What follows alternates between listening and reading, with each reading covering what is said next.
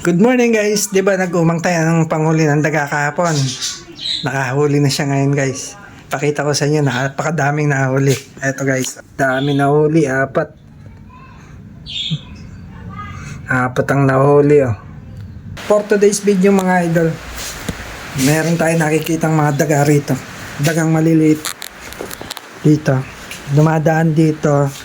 Dumadaan dito.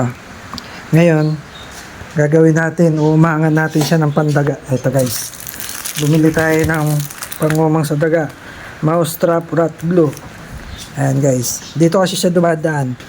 Kasi guys, ito kasing bahay na to ay istaka ng gamit, kaya di maiwasan na may dagang maliliit dito. Dumadaan dito, umakit doon. Ngayon, hulihin natin. Kasi guys, kaya kung nakikita yung saging ko rito, kinakain ng maliliit na daga. Ngayon, tumatakbo rito. Nakikita kong tumatakbo dyan. Ngayon, umangan natin guys. Ayos natin itong... Ito guys,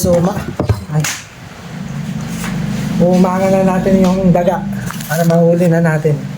Gamit yung pan-trap natin. Ganyan-ganyanin muna natin para kumalat yung nakadikit niya. Pakita ko sa inyo. Ayan guys, kumalat na yung dikit niya. Ayan. Ngayon, lalagay natin to dito. Buksan pa natin yung isa. Dalawa yung iumang natin.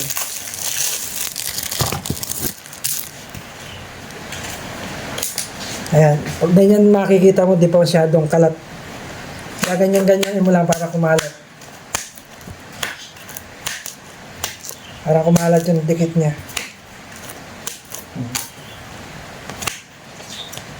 Uumang na natin guys. Uumang na. Yung isa dito natin ilalagay. Dito. Yan sa pinagtatakbuhan niya. Alis lang natin yung wire. Diyan natin ilalagay para pagtakbo niya rin, mahuhuli siya. Ayan. Yung isa naman, ito. Dito natin ilalagay sa tinatakbuhan niya rito. Ayan. Yan natin ilalagay. Ayan guys, naumang na natin. Mamaya, update ko kayo pagka may huli na. Yun lang guys, mamaya, pakikita ko sa inyo. Good morning guys, di ba nag-umang tayo ng panghuli ng daga kahapon? Nakahuli na siya ngayon guys. Pakita ko sa inyo, napakadaming nahuli. Eto guys. Etong isa, walang nahuli. Ipis lang. Pero nakababa dito kanina. Siguro, sobrang bilis nila nalaglag. Eto naman kabila.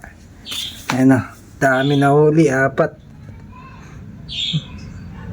Apat ang nahuli oh. Di ba guys, kadikit din pala nito. Di sila makatakas, mga buhay po. Di ba? Kasi yan ang magiging sanhi, magkaroon tayo ng ahas dito sa bahay. Mamaya kakatakbo-takbo nila, masundan tayo ng ahas dito. Di ba? Delikado yung ahas. Kaya inuhuli natin yung daga agad. Hindi mo kasi maiwasan magkaroon ng daga rito. Kasi nga, istaka ng gamit to ng furniture. Sa sulok-sulok niyan, may kakaroon ng daga. Ayan o. Kaya, ayan. Nahuli silang apat. Yeah guys, ganun lang manghuli ng daga kung saan sila tumatakbo. Doon mo sila umangan. Kaya, pagkahuli ng apat na yan, nagtatakbo yung pusa sa bubong. May mga pusa rin sa labas, di man manghuli. Yun lang guys, pagka may kung saan tumatakbo yung daga, doon yung umangan. Yun lang guys, peace out.